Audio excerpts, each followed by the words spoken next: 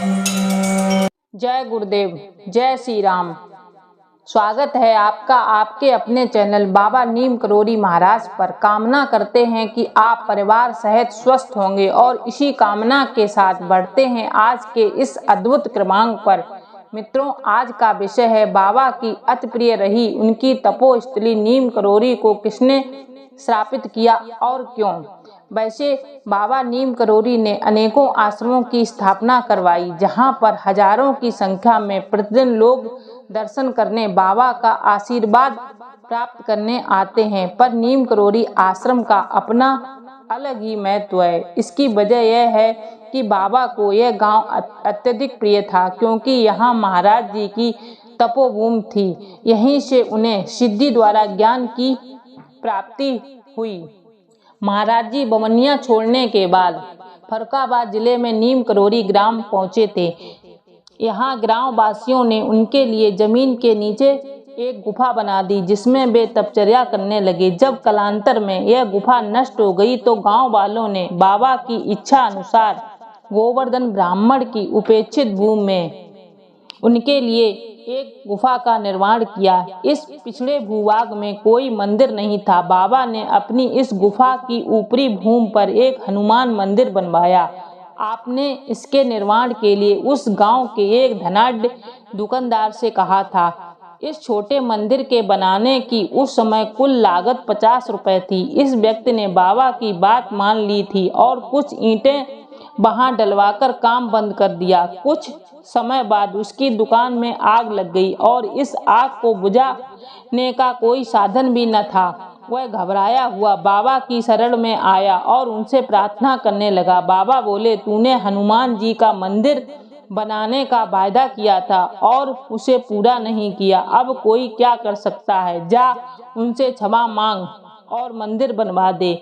यह दुकानदार उधर हनुमान जी से क्षमा मांग रहा था, इधर उसकी दुकान में आग स्वतः बुझ गई। कहा जाता है कि केवल थोड़ी मिर्च जल पाई, शेष दुकान को कोई क्षति नहीं पहुंची। इस घटना से प्रभावित होकर उस व्यक्ति ने यथाशीघ्र यह मंदिर बनवाया, जिसकी प्रतिष्ठा महाराज ने करवाई। श्री हनुमान जी के विग्रह के बाईं ओर पास में आपने शिवलिंग की स्थापना करवाई और सामने पीपल, नीम और बट वृक्ष के नीचे एक हवन कुंड का भी निर्माण करवाया। इस हवन कुंड के सामने लगभग 10 गज दूर एक बड़ा कुआं भी बनवाया। इस कार्य के लिए बाबा ने श्री राम सेवक गुप्ता के पिता से कहा था। वे अब नहीं रहे, पर उनके पुत्र पौत्र आज इस गांव में हैं। कहते हैं गुप्ता जी के कोई संतान नहीं थी। वे मन ही मन इस कारण दुखी थे। यद्यपि उन्होंने इस संबंध में बाबा से कुछ कहा नहीं, पर वे स्वतः बोले, कुआं बनवा दे, तेरे संतान हो जाएगी। गुप्ता जी ने यह कार्य सहर्ष किया और कुछ काल पश्चात उन्हें राम सेवक जी के रूप में पुत्र रत्न की प्राप्ति हुई। आरंभ में कहते हैं इस कुएं का जल खारा था। बाबा ने इसमें 10 बोरे चीनी डलवा दी। इसके बाद 50 वर्ष बाद भी आज इसका जल मधुर बना हुआ है।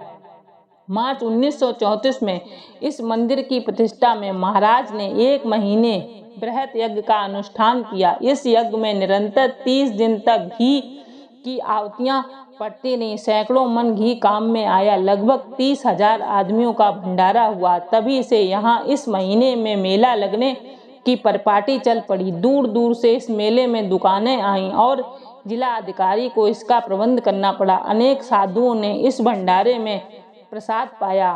कहते हैं यहाँ एक साधु ने अपनी सिद्धि का दुरुपयोग किया। बाबा ने उसे बुलाकर बहुत फटकारा। वह श्राप देता हुआ चला गया कि तेरे मेले में हमेशा विघ्न पड़ेगी। पर बाबा के प्रताप से कुछ क्षति नहीं हुई। ग्रामवासी कहते हैं इस श्राप के कारण प्रतिवर्ष इस अवसर पर यहाँ आंधी आती है और ओले भी पड़ जाते हैं।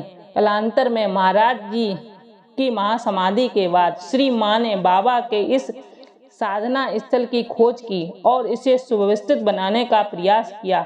सन 1981 में गोवर्धन का शरीर शांत हो गया और उनकी पत्नी ने यह समस्त भूमि प्रतिष्ठान ट्रस्ट के नाम कर दी। इस प्रतिष्ठान ने कुछ निर्माण किए और इसे सुंदर और सुव्यवस्थित बना दिया। 15 फरवरी 1984 के दिन यहाँ बाबा और दुर्गामु के विद्रोह का स्थापना बड़े समारोह के साथ की गई, जिससे यहाँ का वातावरण पुनः उल्लासपूर्ण हो गया। ऐसा प्रतीत होने लगा जैसे बाबा वहाँ फिर प्रकट हो गए हों। साधु के उसी श्राप के कारण ऐसा लगभग हर आयोजन में होता है कि साधु का श्राप का असर आज भी दिखता है, लेकिन महाराज जी की कृपा से इस अवसर पर चाहे आंधी आए या तूफान आए, बाबा के भक्तों का उत्साह कम नहीं होता, बल्कि और उल्लास होता उनके मन में। ग्रामवासियों में का कहना है कि महाराज जी के भक्त इस आंधी तूफान ओलों की प्रतीक्षा करते रहते कि बाबा महाराज हमारी रक्षा करेंगे और हमारी सारी मनोकामनाएं पूरी होंगी। जय गुरुदेव, जय श्री राम। गुरुदेव आपके सुमिरन से भव रोग नष्ट हो जाते हैं, भव रोग नष्ट हो जाते हैं, सब पाप मुक्त हो जाते हैं। गुरुदेव आपके सुमिरन से भव रोग नष्ट हो जाते हैं।